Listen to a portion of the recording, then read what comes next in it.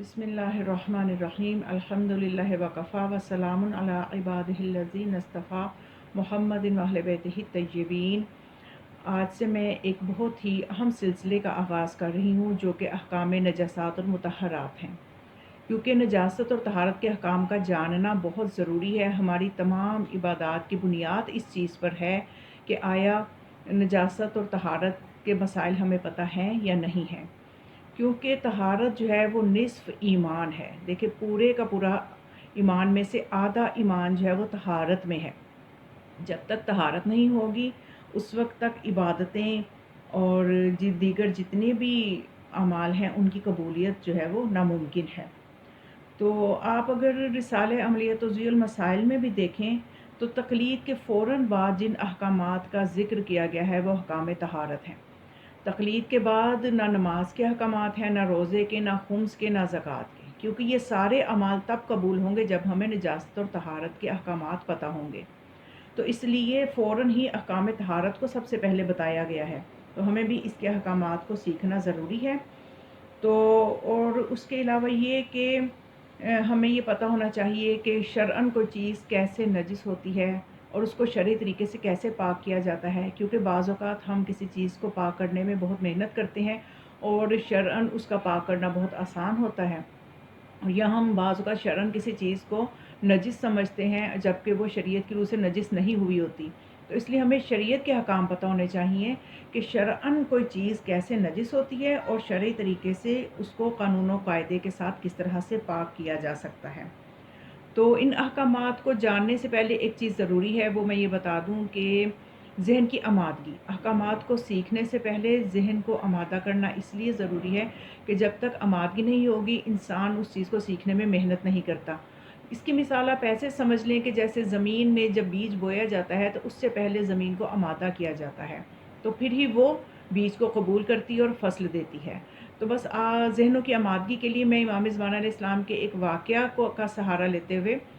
بیان کروں گی کہ امام علیہ السلام نے اس واقعہ میں کس طرح سے اس بات کی تائید کی کہ ایک مجتہد کا وجود ہدایت معاشرہ کے لیے کتنا ضروری ہے۔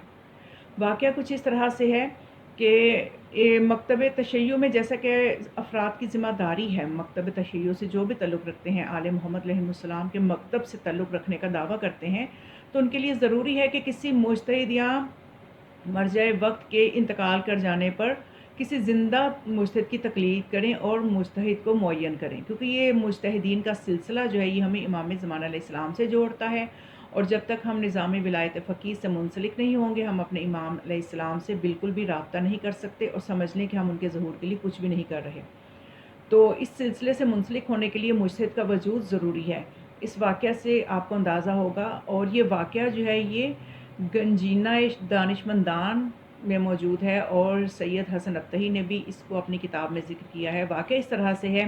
کہ جب آیت اللہ محمد حسن، جو کہ صاحب جواہر کے نام سے بھی مشہور ہیں، ان کی جب وفات ہوئی تو لوگوں نے شیخ مرتضیٰ انصاری جو ہیں ان کو مرجع تقلید اور مجتہد کے طور پہ ان کو معین کیا اور ان سے توضیح المسائل کو طلب کیا کہ آپ اپنی توضیح جاری کریں۔ تو انہوں نے یہ فرمایا، شیخ انصاری نے فرمایا کہ میں سید العلماء مازندرانی کی موجودگی میں توضیح المسائل کو جاری نہیں کر سکتا، اس لیے کہ وہ مجھ سے زیادہ علم رکھتے ہیں، وہ عالم ہیں۔ اور اس کے ساتھ انہوں نے سید العلماء کو ایک خط بھی لکھ ڈالا اور اس میں التجا کی کہ آپ بابل سے نجف اشرف تشریف لائیں اور حوزہ علمیہ کی زعامت کو قبول فرمائیں۔ تو سید العلماء مازندرانی نے جواب میں لکھا کہ یہ درست ہے کہ نجف اشرف میں قیام کے دوران میں آپ سے جب مباحثہ کرتا تھا تو فقہ میں آپ سے زیادہ قوی تھا،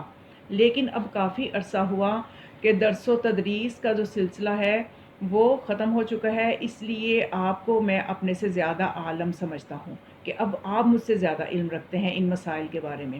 لہٰذا آپ خود مرجعیت کو قبول کریں۔ تو شیخ انصاری نے پھر عذر پیش کیا کہ میں اپنے آپ کو اس مقام و منصب کے اہل نہیں سمجھتا، البتہ اگر امام آقا و مولا امام عصر علیہ السلام مجھے اجازہ اجتہاد عنایت فرمائے تو پھر میں یہ منصب قبول کروں گا۔ تو پھر اسی طرح سے ہوا کہ ایک دن شیخ انصاری دروس کے لیے تشریف فرما تھے، ان کے شاگرد ان کے ارد گرد بیٹھے ہوئے تھے، کہ ایک شخص جس کی عظمت و جلالت کے آثار ظاہر تھے داخل ہوا، اور شیخ انصاری نے اٹھ کر ان کا احترام کیا، اور اس شخص نے طلباء کی موجودگی میں شیخ انصاری کی طرف رخ کر کے پوچھا کہ اس عورت کے بارے میں جس کا شوہر مسخ ہو گیا ہو، آپ کی کیا رائے ہے، کیا فتویٰ ہے؟ تو چونکہ یہ مسئلہ توضیع المسائل میں درج نہیں کیا گیا، اور چونکہ امت محمدیہ میں مسخ ہوگا ہی نہیں، یعنی خدا کا یہ اب خاص طور پہ نبی آخر الزمان کی امت کے حوالے سے خدا نے یہ قرآن میں بھی فرمایا ہے کہ جب تک اے میرے رسول تم ان میں موجود ہو اور جب تک ان میں استغفار کرنے والے موجود ہیں تو اللہ ان پہ عذاب نہیں کرے گا۔ تو شیخ انصاری نے کہا کہ فقہ کی کتابوں میں چونکہ یہ مسئلہ بیان ہی نہیں کیا گیا، اس لیے میں جواب دینے سے معذور ہوں۔ تو اس شخص نے کہا فرض کریں کہ اس امت میں ایک ایسا واقعہ رونما ہو جاتا ہے کہ ایک عورت کا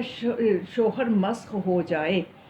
تو فرض کرنے میں تو حرج نہیں ہے، تو اگر فرض کر لیں کہ اس کا شوہر مسخ ہو جائے تو اس عورت کو کیا کرنا چاہیے؟ تو شیخ انصاری نے کہا کہ میری محتاط رائے، محتاط فتویٰ یہ ہے کہ مرد اگر حیوانات میں سے کسی حیوان کی صورت میں مسخ ہوا ہے تو اس کی عورت کو چاہیے کہ طلاق کی عدت گزارے، کیونکہ اس کا شوہر زندہ ہے، روح بھی رکھتا ہے، تو لہٰذا وہ طلاق، چونکہ وہ حیوان کی صورت میں مسخ ہو گیا ہے تو طلاق تو ہو جائے گی خود بخود، تو اب وہ طلاق کی عدت جو ہے وہ اس کو پورا کرے گی اور اس کے بعد نکاح کر سکتی ہے۔ تو اگر اس کا شوہر جمادات کی صورت، پتھر کی صورت میں مسخ ہوا ہے تو اس کی عورت وفات کی عدت گزارے گی، اس لیے کہ مردہ جو ہے وہ پتھر کی مانند ہوتا ہے، تو پھر وہ وفات کی عدت کے بعد عقد کر سکتی ہے۔ تو پھر یہ جواب سن کر اس باجلالت شخص نے یہ فرمایا انت المجتہد انت المجتہد انت المجتہد، کہ حق ہے کہ آپ مجتہد ہیں، آپ مجتہد ہیں، آپ مجتہد ہیں۔ اس کے بعد وہ شخص اس مجلس سے اٹھا اور باہر چلا گیا۔ شیخ انصاری گرچہ قرائن سے جان چکے تھے کہ یہ ولی عصر ہیں اور انہیں اجازہ اجتہاد عنایت فرما گئے ہیں۔ تو یہ وہ واقعہ ہے کہ جس سے ہمیں اندازہ ہوتا ہے کہ امام زمانہ علیہ السلام جو ہیں وہ کتنا ضروری سمجھتے ہیں کہ ایک مجتہد کے بعد دوسرے مجتہد کو ضرور معاشرے میں ہونا چاہیے لوگوں کو احکامات بتانے کے لیے۔ اس سے ہمیں امام علیہ السلام کی تائید کا پتہ چلتا ہے۔ تو اب ان مسائل میں سب سے پہلے احکام نجاسات اور مطہرات کو جاننا بہت ضروری ہے۔ تو احکام طہارت کو جاننے کے لیے ہمیں سب سے پہلے پانی کے بارے میں جو ہے جانیں گے کہ پانی کی کتنی قسمیں ہیں اور کون سا پانی نجس چیز کو مطہر کرنے کے لیے کیا صلاحیت رکھتا ہے۔ ہر پانی کی اپنی صلاحیت ہے۔ تو یہ بہت آسان سے احکامات ہیں، اگر ایک دفعہ سیکھ لیں گے تو ہمارے بہت سے مسئلے حل ہو جائیں گے کہ کوئی چیز نجس ہو تو اس کو کیسے پاک کرنا ہے، لباس نجس ہو جائے، قالین نجس ہو جائے، دیوار نجس ہو جائے، یا اہل کفر کے ساتھ رہنا پڑے یا اہل کتاب کے ساتھ رہنا پڑے، ہر طرح کے مسائل ہمیں پتہ چل جائیں گے کہ ہم ہر جگہ پہ اپنے آپ کو کیسے پاک و پاکیزہ رکھ کے اور شریعت کے مطابق جو ہے وہ ہم چل سکتے ہیں۔ تو یہ بہت زیادہ مسائل نہیں میں بتاؤں گی، تھوڑے سے کر کے بتایا کروں گی تاکہ اچھی طرح سے سمجھ میں آ جائیں۔ اور ایک چیز میں آپ کو پہلے بتا دوں کہ آپ ان مسائل کو صرف اپنے تک نہ رکھیں، آپ ان ویڈیوز کو شیئر کریں، اور اگر آپ نئے ہیں میرے چینل پہ تو اس کو سبسکرائب کریں اور دوسرے گروپس میں بھی شیئر کریں تاکہ یہ علم پھیلے اور اس کے پھیلانے میں آپ کا بھی حصہ ہو جائے۔ جتنا لوگ مسائل کو جانیں گے اتنا آپ کو بھی اجر ملتا جائے گا۔ اور سمجھ لیجئے کہ امام علیہ السلام کے ظہور کے لیے ایک کام ہے جو آپ کے ذمہ ہے، کہ آپ اگر واقعی امام کے ظہور کے لیے سنجیدہ ہیں اور اپنے امام کی غیبت کے لیے پریشان ہیں کہ وہ کیوں غیبت کبریٰ کے پردے میں ہیں، تو آپ علم کو پھیلائیں۔ اور قرآن بھی یہ کہتا ہے تعاونوا علی البر والتقوی ولا تعاونوا علی الاثم والعدوان، کہ نیکی کے کاموں میں مومنین کو ایک دوسرے کی مدد کرنی چاہیے اور برائی کے کاموں میں تعاون نہیں کرنا چاہیے۔ تو آپ یہ نیکی کا کام ہے، اس میں تعاون کریں، ان ویڈیوز کو پھیلائیں تاکہ زیادہ لوگ علم کو حاصل کر سکیں۔ تو یہ جو احکام نجاسات اور مطہرات کا سلسلہ میں دروس کا شروع کر رہی ہوں، یہ پہلے درس سے ہی سب اس کو سنیں، اور آہستہ آہستہ میں آپ کو چند مسائل ہی اس میں بتایا کروں گی، اور اس کو سیکھتے سیکھتے بہت جلد انشاءاللہ ہمیں یہ مسائل آ جائیں گے۔ تو سب سے پہلے پانی کے بارے میں جاننا، آج میں صرف پانی کی قسموں کے نام بتاؤں گی اور ان کی مختصر سی ان کے بارے میں اگلی ایک اور ویڈیو اپلوڈ کروں گی جس میں بتاؤں گی کہ کون سا پانی کسی چیز کو پاک کرنے کی کیسے صلاحیت رکھتا ہے، اور یہ جو پانیوں کی قسمیں میں بتاؤں گی ان کی تعریف بھی میں ابھی نہیں بتاؤں گی تاکہ بہت طویل نہ ہو جائے۔ تو آج میں صرف اس کی اقسام پہ بات کروں گی۔ تو پانی کی بنیادی طور پہ دو قسمیں ہیں، پانی یا مطلق ہوتا ہے یا مضاف ہوتا ہے، اور پھر جو مطلق پانی ہے اس کی 5 قسمیں ہیں شریعت میں۔ پانی یا تو پر پانی ہوتا ہے یا قلیل پانی ہوتا ہے،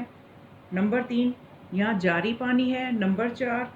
یا وہ بارش کا پانی ہے، اور نمبر 5 کنویں کا پانی۔ یہ 5 پانی جو ہیں یہ مطلق پانی کی اقسام میں آتے ہیں، اور ہر ایک کی تعریف اور اس کے ضمن میں کچھ ضروری مسائل جن کا ہمیں روزمرہ واسطہ رہتا ہے ان کو بھی میں ساتھ ساتھ انشاءاللہ بیان کروں گی۔ تو بس آپ دعاؤں میں یاد رکھیے گا۔ والسلام علیکم ورحمۃ اللہ وبرکاتہ۔